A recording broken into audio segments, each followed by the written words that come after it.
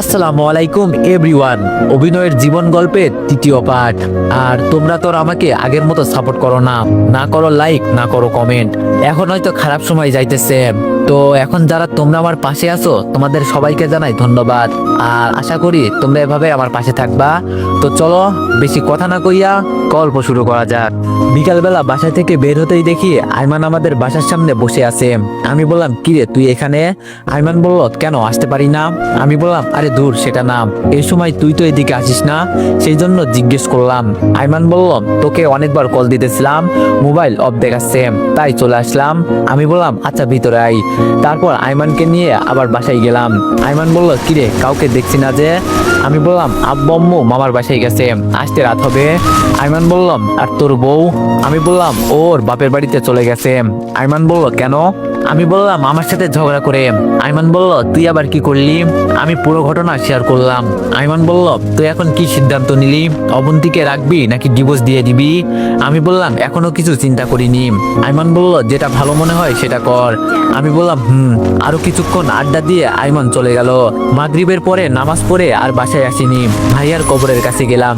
কবরের পাশে বসে নিজেই বলতে লাগলাম, ভাইয়া কেমন আছিস? তোর এই অকৃতজ্ঞ ভাই তোর বউকে সুখে রাখতে পারছে না, তুই আমাকে মাফ করে দিস ভাই। আমি কি করব বল, এত অল্প টাকায় বেতনে ফ্যামিলি চালাতেও আমার অবস্থা খারাপ হয়ে যাচ্ছে। তুই জানিস ভাই, আমি সকালবেলা কখন নাস্তা করেছি ভুলে গেছি। শুক্রবার ছাড়া দুপুরবেলা আমার পেটে ভাত পড়ে না।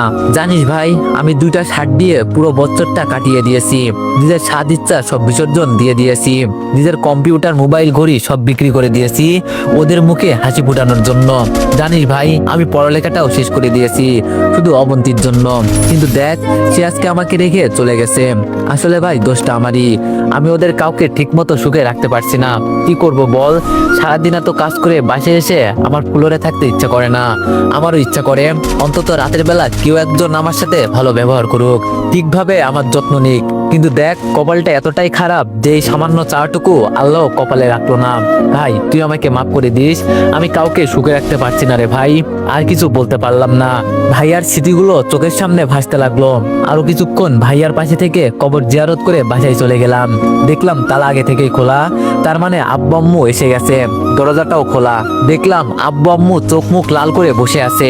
আমি বললাম, আব্বু কখন আসছো? আব্বু বলল, তার আগে বল আমার মেয়ে কোথায়? আমি মাথা নিচু করে দাঁড়িয়ে আছি। বাবা বলল, কি হলো, কথা বলছিস না যে? আমি বললাম, ওর বাবার বাড়িতে গেছে, অনেকদিন নাকি ওর আম্মুকে দেখেনি। বাবা বলল, বাবার বাড়ি গেছে নাকি তুই পাঠিয়েছিস? আমি বললাম, আরে আজব, আমি কেন পাঠাবো, ও নিজেই গেছে। আম্মু বলল, অবন্তী আমাদের সবকিছু বলেছে, যা মেয়েটাকে নিয়ে আই। আমি বললাম, নিয়ে আসবো মানে? এখন রাত হয়ে গেছে, আর সে যখন নিজে থেকে গেছে আবার নিজে থেকেই আসবে। আম্মু বললাম, এত কথা কেন বলিস? আর বিয়ের পর থেকে তো তুই ওই বাড়িতে যাসনি, এখন যা। আমি বললাম, এখন গেলে আসবো কখন? বাবা বলল, তোকে কি একবারও বলছি এখন চলে আসতে? যা এখন, যখন ভালো লাগে তখন আসবি, পারলে 2 দিন থেকে আই। আমি বললাম, আমি ওখানে 2 দিন থাকি আর এদিকে আমার চাকরিটা চলে যাক। বাবা বলল, হয়েছে, যা এখন। কি আর করার, রেডি হয়ে অবন্তীর বাসার দিকে রওনা দিলাম। রাত 9টার সময় ওদের বাসায় গিয়ে পৌঁছালাম। কলিং বেল দিলাম। প্রায় 5 মিনিট পর অবন্তীর মা মানে শাশুড়ি এসে দরজা খুলে দিল। আমি বললাম, আসসালামু আলাইকুম। শাশুড়ি বলল, আরে বাবা তুমি, আসো আসো ভিতরে আসো। ভিতরে গেলাম, শ্বশুরও বেরিয়ে আসলো, সালাম দিলাম, আরো কিছুক্ষণ কথা বললাম। তারপর উনি বলল, অবন্তী রুমে আছে, তুমি যাও। আমি ওর রুমের কাছে গেলাম। দেখলাম অনেকগুলো মেয়ের সাথে বসে বসে হাসছে। ভাইয়া মারা যাওয়ার পর এই প্রথম অবন্তীকে এইভাবে হাসতে দেখছি। এই মুহূর্তে আমার রুমে যাওয়া উচিত হবে কিনা ভাবতেছি। রুমের বাইরে দাঁড়িয়ে রইলাম, কেউ একজন আমাকে দেখে ফেলছে মনে হয়। তারপর দুলাভাই বলে ডাকতে শুরু করলাম। ভিতরে গেলাম, দেখি অবন্তী আর ওর কয়েকটা কাজিন বসে বসে গল্প করছে। সবার সাথে পরিচিত হওয়ার পর এক এক করে সবাই চলে গেল। তারপর আমি গিয়ে সোফায় বসলাম, কেউ কোনো কথা বলছি না। নীরবতা ভেঙে অবন্তী বলল, কেন আসছো? আমি বললাম, আব্বু আম্মু আপনাকে নিয়ে যেতে বলেছে। অবন্তী বললাম, তারা বলেছে সেজন্য এসেছো, নিজ থেকে তো আসনি। আমি চুপ করে রইলাম। অবন্তী বলল, আমি তো তোমাকে প্যারা দিই, আমি না থাকলে তুমি ভালোই থাকবে। আমি বললাম, সরি, আসলে আসলে সকালবেলা আমার মাথা ঠিক ছিল না, তাই ভুলভাল বলে ফেলেছি। অবন্তী বলল, সরি, আমি যেতে পারবো না। আমি বললাম, কেন? অবন্তী বলল, এমনিতেই তুমি অনেক কিছু করেছো, আর দরকার নেই। আমি কিছু বলতে যাব এমন সময় অবন্তীর আম্মু এসে খাওয়ার জন্য ডেকে গেল। অবন্তী তখন বললাম, খেতে আসুন। আর কোনো কথা না বলে খেতে চলে গেলাম। বাহ, অল্প সময়ের মধ্যে এত আইটেম, জামাই আদর আসলে অনেক মজার। কিন্তু আমার মনের মধ্যে অন্য চিন্তা ঘুরতেছে। খাওয়া দাওয়া শেষ করে আবার রুমে চলে গেলাম। আমি গিয়ে খাটের উপর বসলাম। অনেকক্ষণ পর অবন্তী আসলো। আমি উঠে সোফায় বসলাম। অবন্তী বললাম, তুমি খাটে ঘুমাও। আমি বললাম, আর আপনি? অবন্তী বলল, আমি সোফায় ঘুমাবো। আমি বললাম, দরকার নেই, আপনি খাটে ঘুমান। সকালে একটু তাড়াতাড়ি উঠিয়েন, আমি আপনাকে বাসায় দিয়ে আমাকে আবার কাজে যেতে হবে। অবন্তী বলল, তোমারে বলছি না আমি যাব না। আমি বললাম, যাবেন না মানে? অবন্তী বলল, যাব না মানে যাব না। আমি বললাম, তার মানে আপনার কাছে আব্বু আম্মুর ভালোবাসার কোনো দাম নেই? অবন্তী চুপ। আমি বললাম, সকালে রেডি থাকবেন। অবন্তী বললাম তো আমি যাব না। দূর, না গেলে নাই, এত অনুরোধের কিচ্ছু নাই, দেখি কয়দিন না গিয়ে থাকতে পারেন। আমারও তো একটা পার্সোনালিটি আছে। ঘুমিয়ে গেলাম। সকালে কাউকে কিছু না বলে চলে গেলাম। বাসায় গেলাম না, সরাসরি কাজে চলে গেলাম। এর মধ্যে বাবা কয়েকবার কল দিয়েছে, বাট ধরিনি। রাতের বেলায় বাসায় গেলাম। আব্বু আম্মু দুজনেই আমার উপর ফায়ার। আমি কিছু না বলে রুমে চলে গেলাম। আব্বু আম্মু রুমে আসলো। বাবা বলল, কি রে, কি করিস? আমি বললাম, কিছু না। কিছু বলবা নাকি? বাবা বলল, অবন্তীর সাথে আমাদের কথা হয়েছে, ও কিছুদিন ওখানেই থাক, মন মানসিকতা ভালো হোক, তারপর চলে আসবে। আমি বললাম, সেটা আমাকে বললেই তো পারতো। বাবা বলল, আচ্ছা শোন। আমি বললাম, বলো। বাবা বলল, অবন্তীর কোন ফ্রেন্ডের নাকি বিয়ে, যদি ওর হাতে কিছু টাকা দিতি। আমি বললাম, তোমাকে কে বললো? বাবা বলল, সে নিজেই বলেছে, তোকে নাকি বলতে লজ্জা করছে, তাই আমাকে বলেছে। আমি বললাম, আচ্ছা ঠিক আছে, দিয়ে দিব।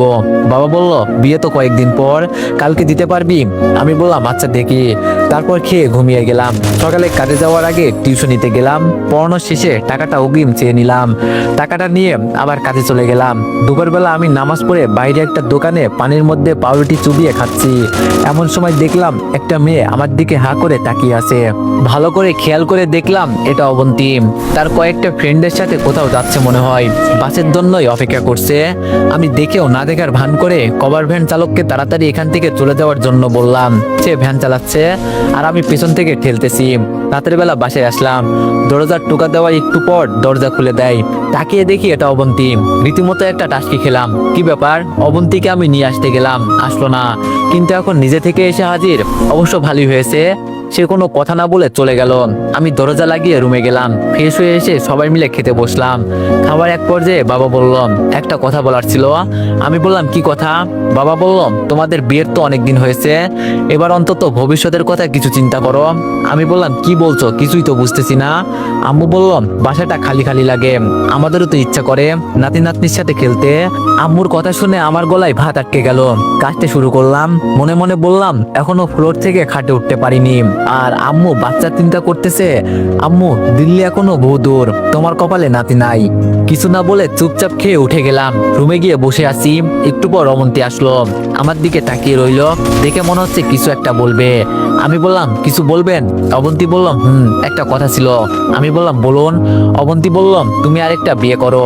আমি বললাম, কি বিয়ে করবো মানে? আপনার মাথা ঠিক আছে? অবন্তী বলল, মাথা একদম ঠিক আছে। আব্বু আম্মু ঠিকই বলেছে, বাসাটা কেমন খালি খালি লাগে, ওনাদের জন্য হলেও বিয়েটা করো। আমি বললাম, বিয়ে করে লাভ কি হবে? অবন্তী বলল, তোমারও মনের আশা পূরণ হলো, আর ওনাদেরও নাতি নাতনি আসলো। আমি বললাম, শোনেন, বিয়েটা কোনো ছেলে খেলা নয় যে বললেই বিয়ে করে ফেলবো। বিয়ে মানুষের লাইফে একবারই আসে, বুঝলেন? অবন্তী বলল, কিন্তু আমার লাইফে তো একাধিক, সেটা কি বলবে? আমি বললাম, শোনেন, এটা একটা অ্যাক্সিডেন্ট, আপনি তো আর ইচ্ছে করে করেননি, পরিস্থিতির শিকার। আর আমি মনে করি আপনার লাইফে দ্বিতীয় বিয়ে হয়নি। অবন্তী বলল, হয়নি মানে কি বলছো? আমি বললাম, জি, আমি ঠিক বলছি। বিয়ের পর থেকে আপনার আর আমার সম্পর্ক সেই দেবর ভাবির মতোই রয়ে গেল। না আছে কোনো আন্ডারস্ট্যান্ডিং, না আছে শেয়ারিং, আর না আছে কেয়ারিং। আগে তো একটু হলেও হেসে হেসে কথা বলতেন, কিন্তু বিয়ের পর থেকে তো সেটাও নাই। অবন্তী বলল, আমি তো আব্বু আম্মুর জন্য বলতেছি। আমি বললাম, আম্মুর জাস্ট ইচ্ছে হয়েছে যে যদি একটা নাতি থাকতো তাহলে খেলতে পারতো। তার মানে এই নয় যে ইচ্ছাটা পূরণ করার জন্য আমাকে আবার দ্বিতীয় বিয়ে করতে হবে। আমারও তো অনেক ইচ্ছা ছিল ভালোভাবে পড়ালেখাটা শেষ করে ভালো একটা চাকরি করব, মহা ধুমধামে বিয়ে করব, ভাই আর আমি মিলে অনেক সুন্দর একটা বাড়ি করব, প্রতিদিন ভালো মন্দ খাবো। কিন্তু ইচ্ছে কি পূরণ হয়েছে? হয়নি। কারণ একজন মানুষের সবগুলো ইচ্ছে পূরণ হয় না। পড়ালেখা শেষ করা তো দূরের কথা, পরীক্ষাটাও অন্যের সহযোগিতায় দিয়েছি। আর ভালো চাকরি সেটা তো এখন করতেছি, এই যে ভ্যান গাড়ি ঠেলতেছি। এর থেকে ভালো চাকরি আর কি হতে পারে? ভালো খাবার সেটা তো প্রতিদিনই খাচ্ছি, পানিতে পাউরুটি চুবিয়ে খাইতেছি। এর থেকে ভালো খাবার আর কি হতে পারে? আর বিয়ে সেটার কথা নাই বা বলি, এমন বিয়ে করেছি ধুমধাম তো দূরের কথা, যাদের সাথে বড় হয়েছি, পড়ালেখা করেছি, সেই বন্ধুগুলোরও এখনো বলতে পারিনি। যেখানে মানুষ বিয়ের পর সুখী হয়, ভালোভাবে থাকে, সেখানে আমি খাট ছেড়ে ফ্লোরে ঘুমাই। তো একজন মানুষের সবগুলো ইচ্ছে পূরণ হয় না, আম্মু আব্বুরটাও হবে না। অবন্তী চুপ করে আছে। আমি বললাম, আপনি যে বললেন আমাকে আবার বিয়ে করতে, কোন মেয়ে আমার কাছে আসবে? কোন বাপ তার মেয়েকে আমার হাতে তুলে দিবে? কি আছে আমার? না আছে পড়ালেখা, না আছে টাকা পয়সা, আর না আছে ভালো কোনো চাকরি, কিছুই নেই আমার। তার উপর যদি শোনে আমি আরো একটা বিয়ে করেছি, সেখানে আমাকে মেয়ে তো দূরের কথা, ঝাড়ুর বাড়ি ছাড়া কিছুই দিবে না। আপনি বলছেন বিয়ে করার জন্য, বিয়ে করে খাওয়াবো কি? যে টাকা পাই সে টাকা দিয়ে নিজেই তো চলতে পারি না। এক বেলা খেয়ে অন্য বেলা না খেয়ে থাকি, প্রতিদিন হেঁটে হেঁটে কাজে যাই। দুপুরবেলা সবাই যেখানে লাঞ্চ করে, সেখানে আমি পানিতে পাউরুটি চুবিয়ে খাই। সেইগুলো বাদ দেন। অবন্তী আমার দিকে তাকিয়ে আছে, চোখের কোন স্পষ্ট পানি দেখা যাচ্ছে। আমি বললাম, এটা ঠিক যে আমি আপনার আর আব্বু আম্মুর সবগুলো চাওয়া পূরণ করতে পারছি না, যা যা দরকার সেগুলো দিতে পারছি না। কিন্তু কি করব বলেন, আমিও অনেক চেষ্টা করতেছি, কিছুই হচ্ছে না। হয়তো একদিন সব হবে। সেই সব আজাইরা কথা বাদ দিয়ে অন্য কথা থাকলে বলুন। অবন্তী বলল, তুমি ঘুমাও, অনেক রাত হয়েছে। আমি বললাম, আপনার বান্ধবীর বিয়ে কবে? অবন্তী বলল, আগামী সপ্তাহে। আমি বললাম, ওকে, আমি আব্বুর কাছে 5,000 টাকা দিব, আপনি শপিং করিয়েন আর বিয়েতে কিছু একটা গিফট দিয়েন। অবন্তী বলল, লাগবে না, আমি বিয়েতে যাব না। আমি বললাম, যাবেন না কেন? অবন্তী বলল, তুমি এত টাকা দিয়ে দিলে ঘর চলবে কিভাবে? আমি বললাম, সেটা আপনার না জানলেও চলবে, এখন ঘুমান। আর কিছু না বলে ঘুমিয়ে গেলাম। অবন্তী কিছু বলতে গিয়েও বলেনি। মাঝরাতে কারো কান্নার শব্দে ঘুম ভেঙে যায়। লাইটটা অন করে দেখি অবন্তী ভাইয়ার ছবিটা নিয়ে বসে আছে আর কান্না করতেছে। আমি বললাম, কি ব্যাপার, আপনি ঘুমাননি এখনো? অবন্তী চুপ করে আছে। আমি বললাম, কি হয়েছে, কথা বলেন না কেন? অবন্তী বলল, না, ঘুমাচ্ছে না, তুমি ঘুমাও। আমি বললাম, কেমনে ঘুমাবো? চিল্লাচিল্লির মধ্যে কি ঘুমানো যায়? অবন্তী বলল, সরি, তুমি ঘুমাও। আমি আবারও ঘুমাতে গেলাম, ঘুমাচ্ছে না। অবন্তীর হাতে ভাইয়ার ছবিটা দেখে ভাইয়ার কথা মনে পড়ে গেল। ঘড়ি দেখলাম 2টা বাজে। আমি উঠে বাসা থেকে বের হয়ে ভাইয়ার কবরের পাশে গেলাম। বসে বসে কল্পনা করতে লাগলাম ভাইয়ার স্মৃতিগুলো। তারপর নিজে নিজে বলতে লাগলাম, ভাইয়া কেমন আছিস? তোর কথা খুব মনে পড়ছে, তাই চলে আসলাম। ভাই, তোর অবন্তীকে আমি সুখে রাখতে পারছি না রে। কি করব বল, সে এখনো তোকে অনেক ভালোবাসে, সবকিছুর মাঝে তোর অস্তিত্ব খুঁজে বেড়াই। জানিস তুই খুব লাকি, অবন্তী তোকে এতই ভালোবাসে যে তোর জায়গায় অন্য কাউকে বসানো তো দূরের কথা, কল্পনাও করে না। জানিস ভাই, সে এখনো তোর ছবি নিয়ে কান্না করে। তুই চলে যাওয়ার পর আমাদের সবার মুখ থেকে হাসিটা চলে গেছে, সবকিছু ঠিকঠাক আছে, তবুও কেমন জানি একা একা লাগে। অবন্তী এখনো তোর পথ চেয়ে বসে থাকে, ওর ধারণা তুই আসবি। অবন্তী তোকে এতটাই ভালোবাসে যে আমাকে বিয়ে করার পরও সে আমাকে বলছে অন্য কাউকে বিয়ে করে সংসার করতে। জানিস ভাই, মাঝে মাঝে অবন্তীর উপর খুব রাগ হয়, ইচ্ছে করে ওরে অনেক বকা দিই, কিন্তু ওর দিকে তাকালেই তোর কথা মনে পড়ে। জানিস ভাই, আমারও অনেক কষ্ট হয় তোকে ছাড়া থাকতে, চাইলেও ভেঙে পড়তে পারি না আব্বু আম্মুর কথা চিন্তা করে। ভাই, তুই যেমন আমাদের সব চাওয়া পাওয়া মিটিয়েছিলি, আমি তেমন পারছি না রে ভাই। ভাই, তুই আমাকে মাফ করে দিস, দোয়া করিস আমার জন্য, যেন ওদের সবার মুখে হাসি ফোটাতে পারি। আরো কিছুক্ষণ সেখানে থেকে বাসায় চলে গেলাম, তাহাজ্জুদের নামাজ পড়ে নিলাম। তারপর ফজরের নামাজ পড়ে আবারও ভাইয়ার কবরের পাশে গেলাম, কবর জিয়ারত করে বাসায় এসে রেডি হলাম, প্রতিদিনের মতো রওনা দিব। তখন অবন্তী আসলো। অবন্তী বলল, তামিম, একটা কথা বলতাম। আমি বললাম, বলেন। অবন্তী বলল, বিয়েতে তুমি যেতে পারবে? আমি বললাম, আমি গিয়ে কি করব? আপনার বান্ধবীর বিয়ে, আপনি যান। অবন্তী বলল, আমার অন্য বান্ধবীরা সবাই ওদের হাজবেন্ডকে সাথে নিয়ে যাবে। আমি বললাম, সমস্যা কি, আপনি একা যাবেন? অবন্তী বলল, প্লিজ না করো না, আমি বললাম আমার কাজ আছে, আপনি নিজেই চলে যাবেন। অবন্তী বলল তুমি না গেলে আমিও যাব না, আমার নিজেরও তো একটা পার্সোনালিটি আছে। আমি বললাম তার মানে আপনার পার্সোনালিটি রক্ষা করার জন্য আমাকে নিয়ে যাবেন? অবন্তী বলল না তোমাকে। আমি বললাম হইছে, আর মিথ্যা বলতে হবে না, আমি যাব না। এমন সময় আব্বু আসলো। আব্বু বলল কি ব্যাপার, এত চিল্লাচিল্লি কিসের? অবন্তী বলল দেখো না আব্বু, তোমার ছেলেকে আমার সাথে যাওয়ার জন্য বলছি, সে নাকি যাবে না। বাবা বলল কিরে সত্যি নাকি? আমি বললাম আব্বু আমার কথাটা শোনো। বাবা বলল কোনো কথা শোনার দরকার নেই, তুই বিয়েতে যাবি এটাই ফাইনাল। কিছু বলতে গিয়েও পারলাম না, সোজা বাসা থেকে বের হয়ে কাজে চলে গেলাম। রাস্তায় আইমানের সাথে দেখা হলো। আইমান বলল কিরে তামিম দোস্ত কি অবস্থা? আমি বললাম আছি, তোর কি খবর? আইমান বলল সবকিছু ঠিকঠাক, কয়েকদিন পর তো রেজাল্ট দিবে। আমি বললাম কোন দিন দিবে জানিস? আইমান বলল মনে হয় 5 তারিখ, তুই জানিস না? আমি বললাম না, তোর কাছেই শুনলাম, আগের মতো অনলাইনে থাকি না, তেমন কোনো নিউজ জানা নেই। আইমান বলল আচ্ছা শোন, তোর জন্য একটা সুখবর আছে। আমি বললাম কি? আইমান বলল একটা কোম্পানিতে কয়েকজন সুপারভাইজার নিয়োগ দিবে, তোর রেজাল্ট ভালো আসলে তুই আবেদন করিস। আমি বললাম থ্যাঙ্কস দোস্ত। আইমান বলল অবন্তী এসেছে? আমি বললাম এসেছে। আইমান বলল তুই নিয়ে আইছিস নাকি ও নিজে থেকে এসেছে? আমি বললাম ও নিজে থেকে এসেছে, আমি যখন ওর বাবার বাড়িতে গিয়েছিলাম ওরে আনতে তখন আসেনি, গতকাল নিজে থেকে এসেছে। আইমান বলল তো এখন কি সিদ্ধান্ত নিলি, ডিভোর্স দিবি? আমি বললাম জানি না, তবে আমার মনে হচ্ছে অবন্তী ঠিকই আমাকে মেনে নিবে, কিন্তু একটু সময় লাগবে। ভাইয়ার স্মৃতি থেকে আমি নিজেই এখনো বের হতে পারিনি, আর অবন্তী এত তাড়াতাড়ি বের হতে না পারাটাই স্বাভাবিক। আইমান বলল তাহলে তো ভালোই। আমি বললাম আচ্ছা দোস্ত তুই থাক, আমার দেরি হয়ে যাচ্ছে, পরে বস আর আমি ঝাড়ি দিবে। আইমান বলল আচ্ছা ঠিক আছে যা। তারপর কাজে চলে গেলাম। রাতে আসার সময় বেতন নিয়ে আসলাম, বাসায় এসে ফ্রেশ হয়ে আব্বুর হাতে টাকাগুলো দিলাম। আব্বু অবন্তীকে ডেকে টাকাটা দিল। অবন্তী আব্বুকে বলল আব্বু একটা কথা বলতাম। আব্বু বলল মা বলো। অবন্তী বলল আপনি একটু তামিমকে বলে দেন যাতে কালকে আমার সাথে একটু শপিং এ যাই, আমি কিছু গিফট কিনবো। আব্বু বলল যাবে, সমস্যা কি? এই তামিম কালকে ওর সাথে বের হোস। আমি বললাম বাবা আমার কাজ আছে, আমি পারবো না। বাবা বলল পারবি না কেন? আমি বললাম আজকেই বেতন দিয়েছে, আর কালকে যদি কাজে না যাই পরের দিন গেলে লাঠি দিয়ে বের করে দিবে। বাবা বলল তাহলে সন্ধ্যায় যাবি? আমি বললাম তখন টিউশনি করানো লাগবে। বাবা বলল একদিন না করালে কিছু হয় না, কালকে ওরে নিয়ে শপিং এ যাবি, এটাই ফাইনাল। আমি কিছু না বলে রুমে চলে গেলাম। পরের দিন কাজে গেলাম, সেখান থেকে এসে রেডি হয়ে অবন্তীকে নিয়ে বের হলাম। বিয়ের পর এই প্রথম অবন্তীকে নিয়ে বের হয়েছি। একটা রিক্সা নিয়ে যাচ্ছি, আমি একটু সরে বসে আছি। অবন্তী বলল তোমার কি আমার পাশে বসতে অস্থির লাগছে? আমি বললাম না, কেন? অবন্তী বলল তাহলে ওইদিকে চেপে বসছো কেন, আরো ক্লোজ ভাবে বসো। আমি বললাম সমস্যা নেই, আমি ঠিক আছি। তারপর দুজনেই চুপ। নীরবতা ভেঙে অবন্তী বলল তামিম। আমি বললাম বলেন। অবন্তী বলল তোমার কি মন খারাপ? আমি বললাম না, কেন? অবন্তী বলল গোমরা মুখ করে বসে আছো তাই? আমি বললাম ও না, আমি ঠিক আছি। কথা বলতে বলতে শপিং মলের সামনে চলে আসলাম। অবন্তী অনেকগুলো গিফট দেখলো, তারপর একটা চয়েস করে ওটা কিনলো। এরপর একটা শাড়ির দোকানে গেল, আমাকে বলল শাড়ি পছন্দ করে দেওয়ার জন্য। দোকানের মধ্যে অনেক লোক, তাই কিছু না বলে নীল রঙের একটা শাড়ি পছন্দ করে দিলাম। ভাইয়ার সাথে যখন বিয়ে হয়েছিল তখন একদিন অবন্তী ওদের বাসায় যাওয়ার সময় একটা নীল শাড়ি পরেছিল। সেই দিন অবন্তীকে অনেক সুন্দর দেখাচ্ছিল, সাথে ভাইয়া নীল পাঞ্জাবি পরেছিল, দুজনকেই অনেক সুন্দর লাগছিল। তাই অবন্তীর জন্য নীল শাড়িটাই পছন্দ করে দিলাম। তারপর অবন্তী আমাকে বাইরে দাঁড় করিয়ে রেখে কোথায় যেন গেছে, অনেকক্ষণ পর আসলো। আমি বললাম কোথায় গিয়েছিলেন? অবন্তী বলল ওয়াশরুমে। আমি বললাম আর কিছু নিবেন নাকি, রিক্সা ডাকবো? অবন্তী বলল রিক্সা নেওয়ার দরকার নেই, হেঁটে হেঁটে যাবো। আমি বললাম পাগল নাকি, আপনি হাঁটবেন তাও এই রাতের বেলায়? অবন্তী বলল কেন, রাতের বেলায় হাঁটলে সমস্যা কি? আমি বললাম সেটা না। অবন্তী বলল এত কথা না বলে হাঁটো।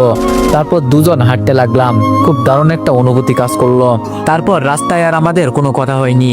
অনেকক্ষণ হাঁটার পর বাসায় গেলাম, আমি ফ্রেশ হয়ে আসলাম। তারপর আমি আব্বু আম্মু আর অবন্তী খেয়ে নিলাম। রুমে গিয়ে সোফায় বসে আছি। কিছুক্ষণ পর অবন্তী আসলো, এসে কিছুক্ষণ আনাগোনা করলো। তারপর বলল তামিম একটা কথা বলতাম। আমি বললাম বলেন। অবন্তী বলল এই নাও, এটা তোমার জন্য একটা প্যাকেট। আমি বললাম কি এটা? অবন্তী বলল খুলে দেখো। আমি প্যাকেটটা খুললাম, দেখলাম একটা পাঞ্জাবি। অবাক হয়ে জিজ্ঞেস করলাম এটা কখন নিলেন? অবন্তী বলল এত কিছু তোমার না জানলেও চলবে, হলুদের দিন তুমি এইটা গায়ে দিবে। আমি হ্যাঁ সূচক মাথা নাড়ালাম। অবন্তী বলল মনে থাকে জানো। আমি আবারও একটা বালিশ নিয়ে ফ্লোরে ঘুমিয়ে গেলাম। মাঝরাতে কারণ নরম হাতের স্পর্শে আমার ঘুম ভেঙে যায়। আমি জেগে গেলাম, কিন্তু না জাগার ভান ধরে রাখলাম যাতে কেউ কিছু না বুঝতে পারে। আমি আস্তে আস্তে চোখ মিলে তাকিয়ে দেখি অবন্তী আমার পাশে বসে মাথায় হাত বুলাচ্ছে আর কান্না করতেছে। আমি বুঝেও না বুঝার ভান ধরে শুয়ে আছি। ভালোই লাগতেছে। বিয়ের পর এই প্রথম পরিস্পর্শ পেলাম। কিছুক্ষণ পর আমি চোখ বন্ধ করলাম। অনেক হয়েছে, এইবার ঘুমিয়ে পড়ুন। অবন্তী আমার কথায় অবাক হয়ে যায়। তাড়াতাড়ি বসা থেকে উঠে খাটে চলে যাই। আমি উপাস হয়ে ঘুমিয়ে গেলাম। সকালবেলা রেডি হয়ে কাজে যাচ্ছি। এমন সময় আব্বু আর অবন্তী আমার সামনে পথ আটকে দাঁড়ালো। বাবা বলল, কিরে তামিম, কই যাস? আমি বললাম, কই আবার কাজে। বাবা বলল, কালকে তোকে কি বললাম? অবন্তী বলল, আমার বান্ধবীর বিয়ে যে, সে কথা বলিনি। আমি বললাম, মনে আছে। বাবা বলল, তাহলে কাজে কেন যাচ্ছিস? আমি বললাম, সারাদিন বাসায় থেকে কি করব, বিয়েতে যাব সন্ধ্যায়। বাবা বলল, সন্ধ্যায় গেলে খাবি কখন? আমি বললাম, আরে ধুর, আজকে বিয়ে না, আজকে গায়ে হলুদ, তো সন্ধ্যায় গেলে হবে। অবন্তী বলল, প্লিজ একটু তাড়াতাড়ি আসিও। আমি আর কিছু না বলে বেরিয়ে গেলাম। সারাদিন কাজ শেষ করে বিকেলবেলা বাসায় চলে আসলাম। এসেই দেখি অবন্তী আগে থেকে রেডি। আমিও ফ্রেশ হয়ে রেডি হলাম। অবন্তী একটা ব্যাগে কাপড় চোপড় নিয়ে নিল। তারপর আব্বু আম্মুকে বলে বেরিয়ে গেলাম। একটা সিএনজি নিলাম। অনেকক্ষণ পর বিয়ে বাড়িতে গিয়ে পৌঁছালাম। চারপাশ খুব সুন্দর করে সাজানো। বাড়িতে গেলাম। অবন্তীকে দেখেই ওর ফ্রেন্ড জড়িয়ে ধরলো। তারপর আমার সাথে পরিচয় করিয়ে দিল। তারপর একটা রুম দেখিয়ে দিয়ে বলল সেখানে যেতে। ওখানে গিয়ে বসলাম। রাতের বেলা একা একা ভালো লাগছে না। এইদিক ওইদিকে হাঁটতেছি। এমন কিছু একটার সাথে ধাক্কা খেলাম। তাকিয়ে দেখি একটা মেয়ে আমার দিকে না তাকিয়েই বলতে লাগলো, ওই মিয়া, চোখে দেখেন না, দিলেন তো 12:30 বাজিয়ে। তারপর আমার দিকে তাকালো। আমি তো ওরে দেখেই একটা টাস্কি খেলাম। এটা যে লিমা, আমার ক্লাসমেট, আমাকে দেখেই বলতে লাগলো। তো এভরিওয়ান, নেক্সট পার্টের জন্য সবাই একটু অপেক্ষা করো। আর সবাই একটু বেশি বেশি লাইক আর কমেন্ট করে দিও। ধন্যবাদ।